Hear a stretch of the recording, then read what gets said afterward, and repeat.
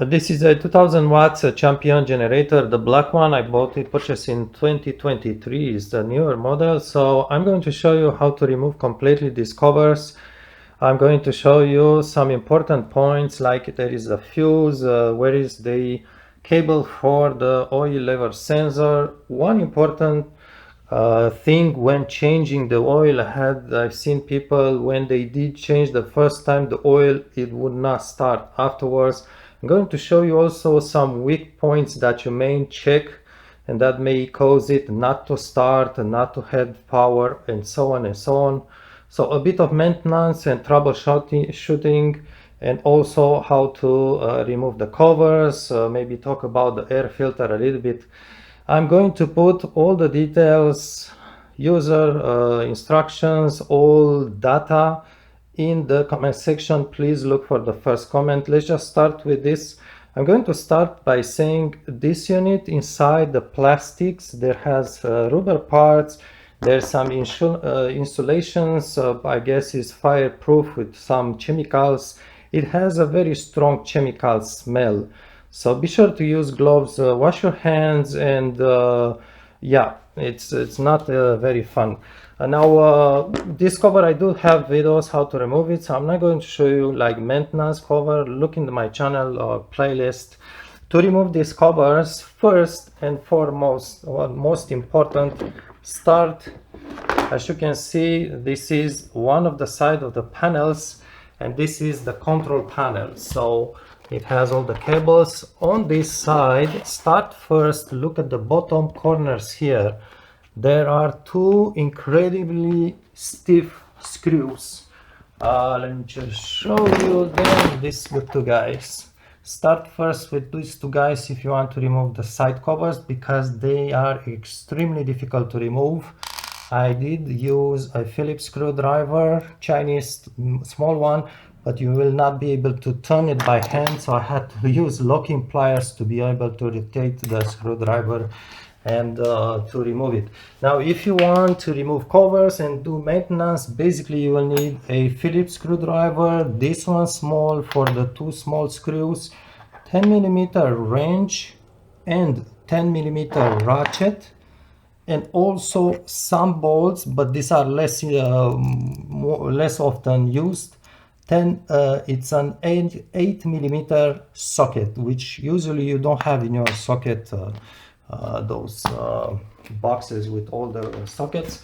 So but 8mm, it's much less important. Now once you remove those two screws, you can tell they are right there, one securing each panel. Then you have 10mm bolts on both sides. At the bottom, two of them. The side panels, the two big panels, have two more bolts at the rear of the unit.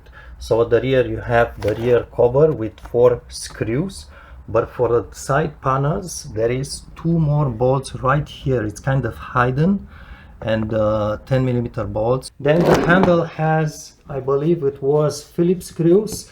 It's 2 from one side and 2 from the other side. That's how you undo it.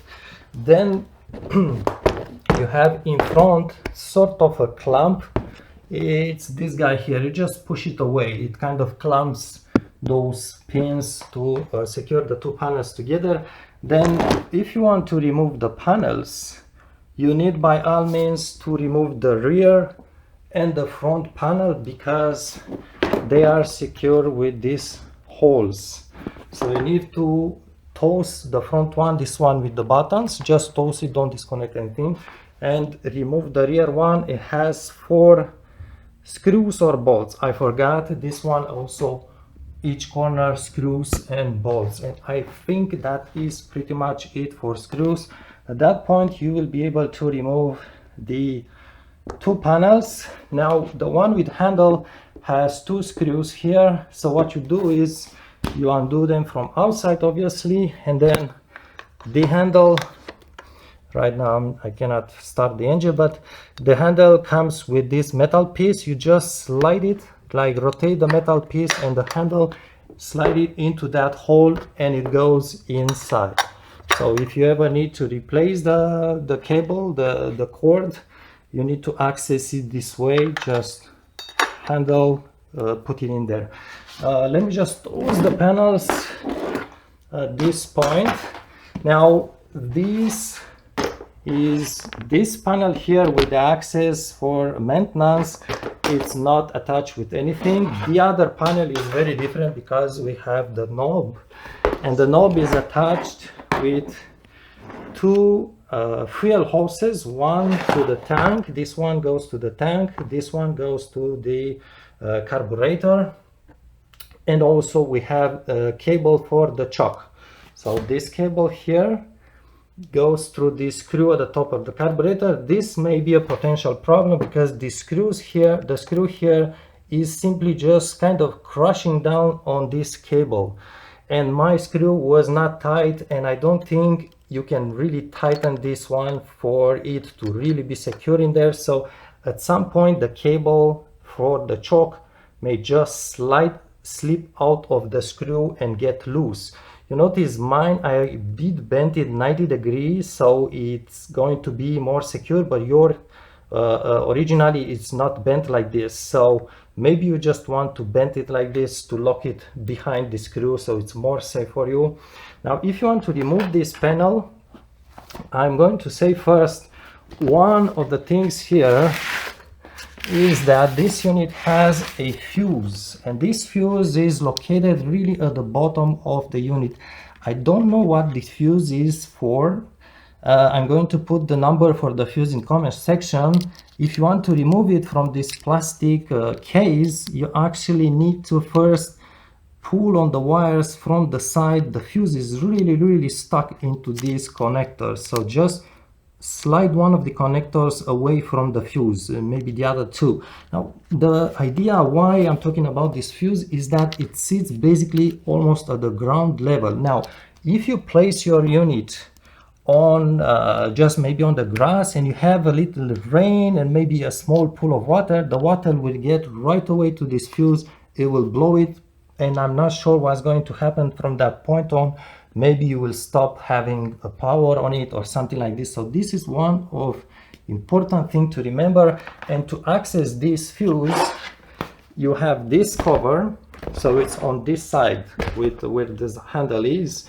Now you don't have to disconnect the cover from the carburetor, from the fuel lines. You just want to remove the screws and then just lift a bit the cover, and you already have access to that fuse in there. So don't completely disconnect this cover to access the fuse. Now there is another cable that I think is very interesting here, is going to be this one. It goes right into the block. Actually, it's not the block, it's kind of cooling fan. I do not know for sure, but to me this seems to be the wire going to the oil level sensor, and it appears it may be troublesome. The sensor may fail, and your unit will do if the sensor fails, it will start and it will die right away, so it won't run. Now some people say to try to disconnect the sensor.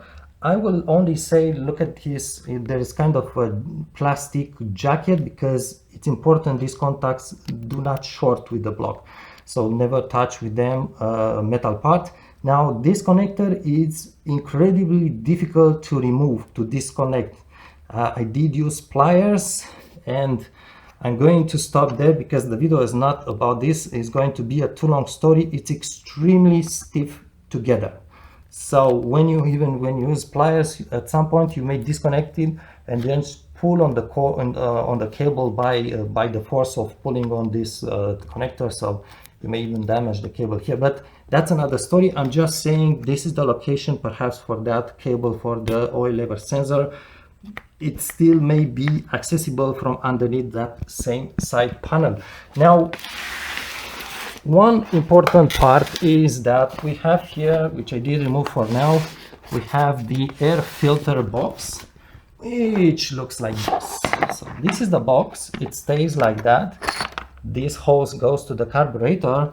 You basically just remove this 10mm bolt, shouldn't be too tight. Close the cover, and this is the filter. And by the way, the filter has a round corner at the right upper corner. So be sure when you put it back in place, it has to fit. You should not see holes like this. This one, I think it's reversed. So it's important to put it correctly. I think this one is the round corner that fits in there. So be sure it seals everywhere around. Now, look in the owner manual. This filter must be oiled with engine oil. That's what Champion is saying. It's different from other generators. Be sure to read how to oil it. It's not saying to pour oil on it. It's really important. You must put a little bit of oil, then compress it with some paper towel and remove most of the oil. So this is how it's trapping dust. Why? Because the genius of Champion is not only Champions, others are doing the same. This is actually the air intake for a filter, and look where it sits. It sits right at the bottom of the generator. There's some kind of holes in the bottom of the chassis. So in other words, if you place your generator, maybe not on sand, but maybe on, one of those areas with dust and stuff, where the air filter is going to suck directly dust from underneath the generator. So be careful where you place the unit. Very careful. You get the point, right? So you don't want to block this quickly with dust. Now, I'm going to talk a little bit. I'm going to present the carburetor too. But I want to point something that I've seen in a few reviews. There were people who said, I did run the generator for 5 hours because you need to replace the oil first time after only 5 hours. Important. And remember to fill it comes empty of oil. So remember to fill with that bottle of oil. So you need to replace the oil after only 5 hours. And people say, after I did replace the oil, I tried to restart it and it didn't run at all. Why? I think I had an answer for that, and that is important to understand. You see how this oil drain sits here? It kind of sits upwards. So basically, when you drain the oil, you remove that. It has a small cap. There is a rubber around here, and you need to incline. You need to incline the generator like this to bring that big, at least horizontal. So what happens when you incline it like this is you will have gasoline inside this carburetor bowl. And this carburetor bowl has a hose, a breather hose, that goes directly to the engine cylinder. So when you incline your unit like this, you basically are bringing gasoline from the carburetor bowl into the cylinder of the engine over the piston. So basically you are flooding the piston, you are flooding the spark plug. And I think that's what happened with those owners. So my suggestion, whenever you want to replace the oil, you are going to be running the engine before that moment. Be sure to run the engine to have it stall dry of gasoline. Be sure this bowl is completely empty of gasoline before you change any oil. So basically what you want to do is just shut off the gas valve, let the engine die. At that moment, normally the bowl, I don't know if it's empty or not, but you have this drain screw from the bowl, and just make sure you drain completely here. You have the gas valve shut off, and only then drain the oil, replace the oil. And if you happen so it doesn't start, just remove the spark plug cap, remove the spark plug, let it dry, let the gasoline evaporate. It may take many hours, maybe even days, until it really evaporates from inside the piston. So this is very important. Remember this trick. Now, I'm trying just to remember what I wanted to show in the video. I'm going to talk about the carburetor in a moment, but I found something here. So these are kind of metal bars that just secure. This is the inverter, and we have a lot of cabling here. Now this cable is kind of protected, but I found that these metal bars here are incredibly sharp. It's just like knives, just like a cutter. So I did put some I think it's electrical tape around it on these edges to protect the cables, but be aware, maybe with the vibrations a cable will rub against these edges here and may short. So at that moment you may have a problem. I'm just sharing with this. I did really cover all the edges here. It's I think it's something that Champion really must improve. It's not very, and may even get you a little shock at some point. Now let's just talk about the carburetor, because this is another problem. I'm in Canada, and in Canada we are in 2023. Absolutely all droplet of gasoline at gas stations, sorry, I was just playing this, all gasoline in Canada, no matter what the gas station stickers say, no matter brand, no matter grade, no matter octane, whatever, all gasoline in Canada has between 5 and 10% ethanol as of 2023. And mind you, by 2030 in Quebec, where I live, they even want to increase that to 15% ethanol. And these engines are designed to run at most 10% ethanol. So I don't know what's going to happen in 2020 and 2030, but ethanol, it's gumming up the carburetor. So if you remove this bowl, you will notice there is sort of a emulsion tube right here, and there is also right here there is a jet, and this one is very, very thin, and this may really clog with gasoline. Now, very important, look in the instructions, because Champion wants you, I'm not going to resume to detail all the instructions, but once you, when you stop the generator, it says very clearly, if you are not using it for maybe 1 or 2 weeks, be sure you drain the gas from this bowl. So don't leave gas here, because it's going to block all those small passages. And also for long-term storage, it says to drain the tank, actually, not to keep the gasoline for like 1 month or more. But look in the owner's manual. Now, if that happens, you may have a non-start condition, or the engine will surge or something like this. So you want to clean, again, there is like a small pipe inside here, just look upwards. You want to clean that with a wire. You want to clean this little thing here, which is so thin. I suggest you get something like this. This is a cord from a guitar, so it's a steel cord, it's extremely thin, it's very stiff. So this is really great to clean very, very small passages. So again, there are 2 passages there that you might want to check at some point. Now this is the bowl, and it's secured with a 10mm bolt. It has a seal. Be careful with this seal, this is important. It goes under the bowl.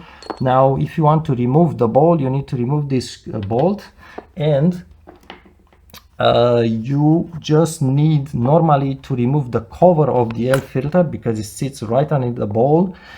If you remove just the cover, you will need a wrench to remove that bolt.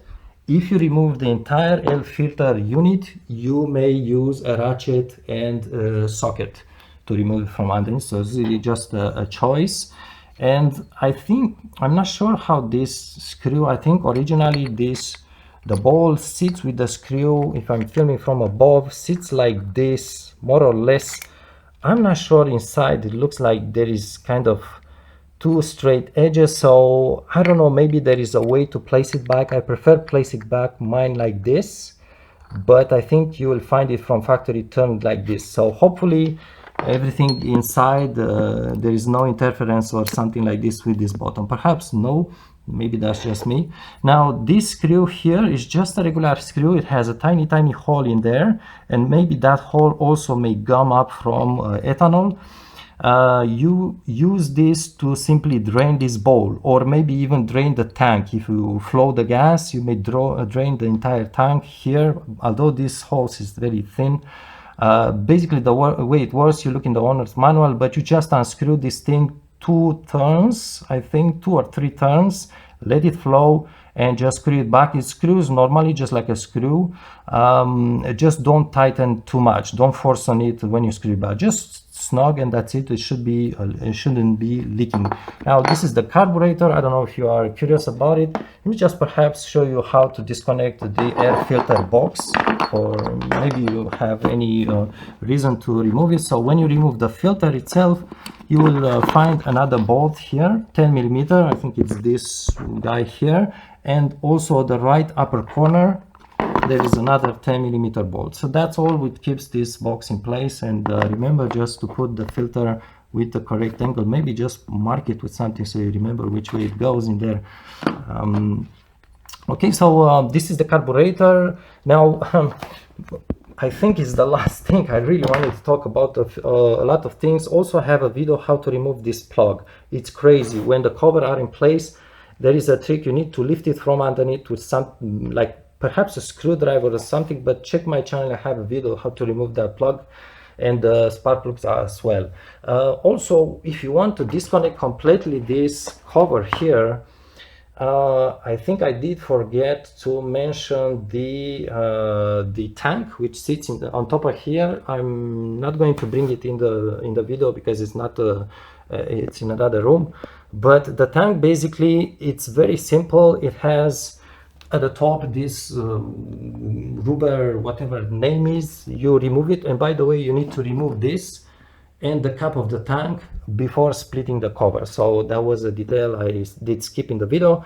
Now the tank sits on top of it, on top here, and it just has two studs inserted into these rubbers. So there is no bolt, no washer, no nut, no nothing. It just stays in there. And at the top of the, no, underneath the tank, you have this hose, obviously the gas hose. The tank flows like this into this whatever component it is, and then it flows out and into the carburetor. So this is the inlet gas into the carburetor. So if you want to disconnect this cover, my suggestion is try to slide your hand underneath the tank and just press on this clamp, disconnect this hose from the tank. Notice it has kind of plastic piece inside that goes inside the tank. Not sure what the role is. If someone knows, just let us know. And then try to disconnect the hose on the carburetor side. It's not easy to access, but I can tell you that these two connections for hoses here on the this kind of the knob, these two connections here, even with the cover on the floor like this, I had a lot of trouble removing these two hoses from there. It's easier to disconnect it, one from the tank, one from the carburetor. Then these ones are just insane. And if you want to disconnect these hoses, I suggest first smear with some, I like to use silicone grease here, because this clamp you need to use the pliers. I'm not sure how to picture this for you, but you need to just crush the two tabs, metal tabs, bring them together with the pliers. So just crush this against each other like this with force. And then you want to slide this, whatever, securing, whatever you call it, you want to slide it off the hose. It's so, there's just, it doesn't have any gap when you fully compress it. So you must lubricate the area here to be able to slide this pin clip off the bump that's on the metal piece. So it's very difficult to slide this clip off that bump here, to slide it away to unclip the hose. But even when you finished removing this clip to put it away, you will have a lot of trouble removing the hose from the, I think it's whatever you call that component. I'm talking about this piece here.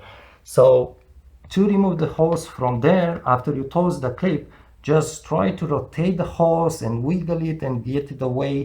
And my suggestion is smear a little bit of silicone grease on this nipple, or whatever name is. Smear a little bit of silicone grease so you slide the hose easier back in place, and it's going to be easier to remove the next time. I think I went through, yes, this is the cable, that's okay. So again, this cable, if it gets breaks loose from the screw, you will no longer be able to operate this knob here. And by the way it works, this guy here, is when you have, I'm not sure, so this one, sorry, this one it's open choke, and this one it's closed choke. You may need to just make sure that the two positions when you attach the cable move all the range. I think, let's see here, so this one is open choke, and then full choke it's like this, it's closed in there, right? So this is how you start it, this is how you're running basically. So you make sure with the cable, rotate the hand, the knob here, and make sure this works at full range. One more warning about the cable. So you notice the tip of the cable is secure with this screw, but the jacket of the cable, which is that part there, has a metallic ring at the end. That jacket also is secure with the second screw that you see just behind my finger here, and that must be properly secured. That screw has a locking washer, be very careful. And also the position of the jacket of the cable, so that metal part there, is very important to place it exactly the same way where you did remove it. So maybe take a picture, you can try to adjust it. When you adjust it, make sure you have the full range of the choke, so on those on both directions. And make sure that screw right there behind my finger, it's properly tightened. If that screw breaks loose, the jacket of the cable will move and you will lose all function on the cable. The cable will just simply not pull, even if it's attached here on the end. So be careful with that second screw. It kind of has a kind of metal piece that's clumping over the jacket of the cable, over the metal part of that jacket.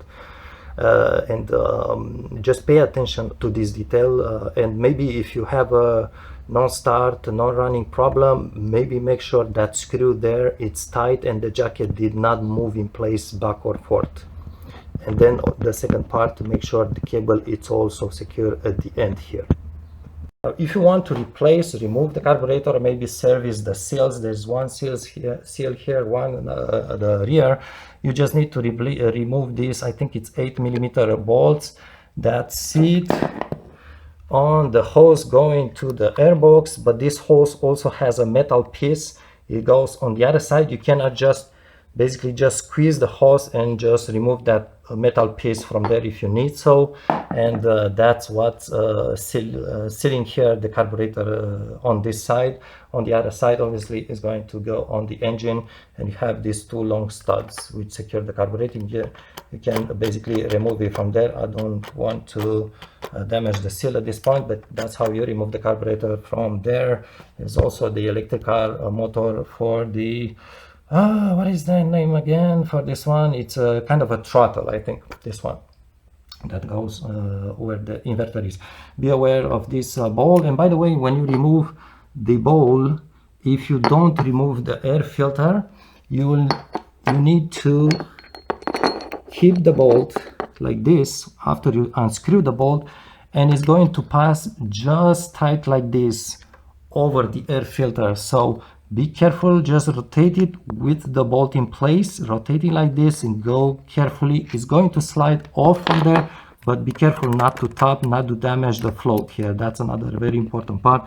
If you want to remove the float, sometimes what happens, it has a pin that stops the gas, and that pin may wear, or there is a seal at the seat of the pin that may wear, and this float at some points may cause gas to continuously flow into the bowl and into the engine piston, and at that moment it will contaminate the oil with gasoline. Basically, I suggest at some interval just try to smell the oil, remove the cap, smell the oil, see if it smells gasoline, maybe after some times operating this generator. And if it smells gasoline, it means possibly the ball, the pin on the ball, or the seal of the seat of the pin may have a problem. You can remove the ball. It has this kind of sliding pin on the sides. I don't want to remove mine, but this one just slides off, toss the ball, replace that seal or the pin, or the ball and the pin together. This ball also has a seal around here. Careful when you sit it back in place. I cannot film it, it's up here, it's a rubber, so careful when you place the ball in place. Hopefully I went pretty much through. Perhaps I forgot to mention, if you need to replace the cord, so the pull cord, it's wrapped in there, you will need to remove the air filter box, and also you will need to toast the inverter assembly. Don't disconnect anything. I'm not sure about the cables, maybe check the connectors. And to toast the inverter, you need to just undo the two bottom 10mm bolts, and I think it's going to toast like this, and then you have access to the bolts for the pull cord. There are several of them. I'll let you see on this housing, let you see how many of them, and then you may be I think it's this area here. Just have a look. Perhaps you need to remove this plastic cover as well. No, hopefully you don't need to remove this guy, because this goes with the rest of the engine block. So no, it's right there. The screws for the pull cord, it's right around this kind of round grid. Just look around, so don't remove the other plastics around, just this one. Now, one thing I did forget, and my memory, I'd like to thank my memory. When you remove this side cover, it also has an electrical connector, and you can see it right here. So this one also must be disconnected. I'm not sure where is the other half, but it's somewhere there. So don't forget, when you remove this side cover, if you want to remove it, you need to undo this electrical connector. Pretty much it. Yeah, I do have a video how to adjust the valves. By the way, no, I don't have it here. Sadly, I'm sorry about this, but you have here sort of a spark arrestor. Now, actually, there is two of them. It's going to be one overlapping with a small screw or bolt. And when you place that in place, be sure to just to pass it over this bump here, right here. I think there's just one bump, otherwise it won't stay in place. So make sure you push it all the way in to lock it over this tiny bump. But once you remove the outer piece, it has kind of I don't know how to call it. It's like something round, like I don't know what's the name. But once you remove that, you still have a second, I'm not sure it's flame or spark arrestor that sits in there. And you see my unit, it's new, never been run. I did use pliers here, very difficult, and I did pull that piece out. I don't have it here, but yeah, I'm not going to, I just want to film one take, not too many, so I don't have too long to edit. But if you look, after you remove the outer piece, if you look inside, you will see there is another deep mesh in there, and that mesh, it's attached with a metal ring outside. You will see the tip of the ring on your unit. If you want to remove that, I suggest to remove it from new ones.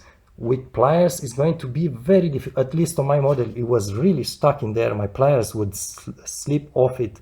But if you let it sit in there with a little bit of rust, it's going to be completely stuck. You will never be able to remove it when after using the generator for a few for some time. So try to remove it when it's new, and just put some perhaps copper grease. Copper is resistant to high temps. It's anti-seize, I don't know the name of the brand, but anti-seize copper grease around that and put it back in place. So make sure it's easy to remove. Mine was so stuck. I think I'm going to let them out, not putting them back in place, those two things, spark arrestor and whatnot. Yes, hopefully I went through pretty much it. If I would remember something else, I will put it in a comment section, but this is pretty much the idea. Be aware when you change the oil so you don't flood your carburetor, very important.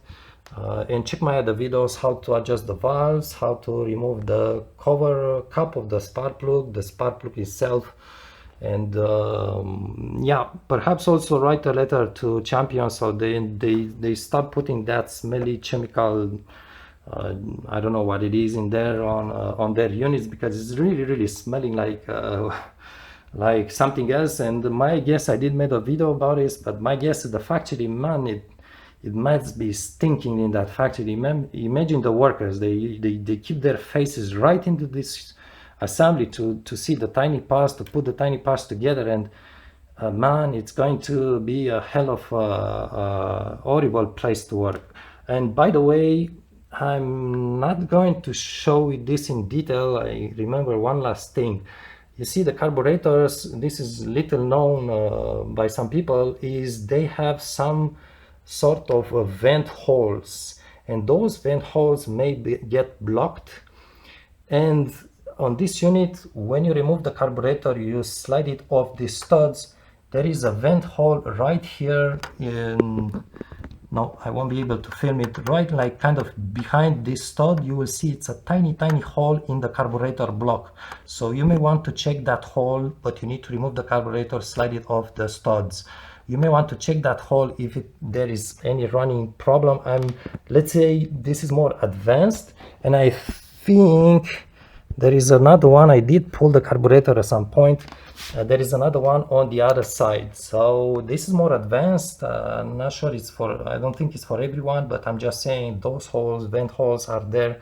And sometimes if they get blocked, maybe by dirt, dust, whatever, they may also cause running problems. Okay, so try to get the least ethanol, gasoline that is, but don't take chance after each run. If you don't use it the next day or the next 2-3 days, just turn off the valve, the gas valve, put it to gas off, let it die like this, out of gas, and maybe even drain the carburetor bowl every time, so you will be in peace. It's going to start and run every time, hopefully. And don't keep gas inside the gas tank for more than, I would say, 2 weeks or so. Try to use maybe smaller amount of gas or something like this. So just manage it yourself the best way you know, but try not to keep the gas inside the tank for more than a few weeks. Try to keep it fresh, okay, especially if you are in Canada. I must say that removing the covers, it's easy. Putting them back in place, it's a pain. All this case, it's flexible plastic, so matching the holes is troubling, but especially putting back the panels, the rear one and the front one, it's so annoying. Just take your time. I must add that the top of the panels have securing plastic tabs which clip at the top.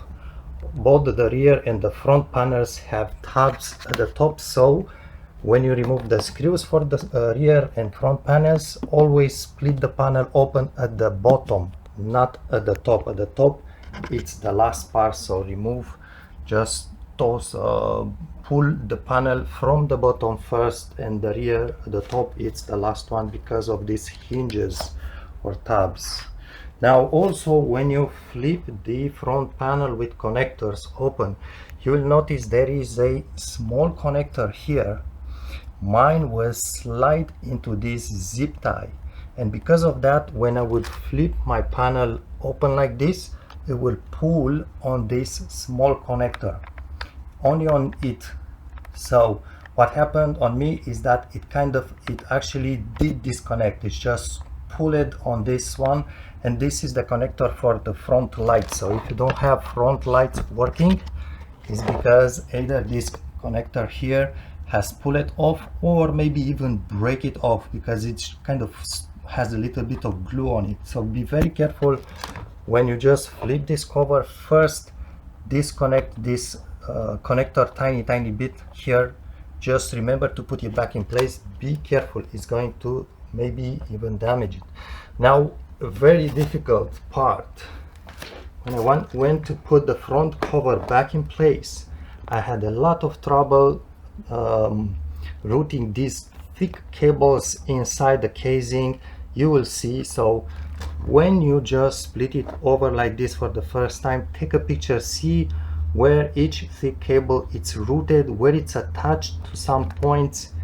Make sure you remember that way, because it's going to be difficult to put them back in place. And also, when you put them back in place, they are going to stay against the metal rim, which is very sharp. So it's a really bad scenario with all the vibrations. You may, even if it's protected like this, you may just cut a cable and shoot yourself or have another problem. So also, I must say that this rubber piece for the fuel tank filler, it it slides underneath. It has a lip that goes inside the cover all around.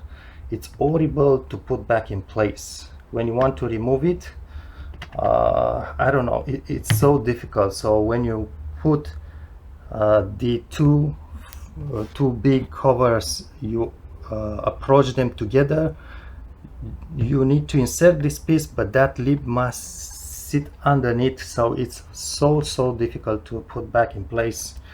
The casing on this unit, it's clearly done very cheaply and very by an amateur or something like this designer. Also, when you try to push the front and rear covers in place, they have these tiny pins on the sides which enter this. It's like holes here. It's incredibly difficult to align them with the holes here, and you will notice you just cannot push the panels to match flush the surface. It's impossible. I'm warning you about this one more time.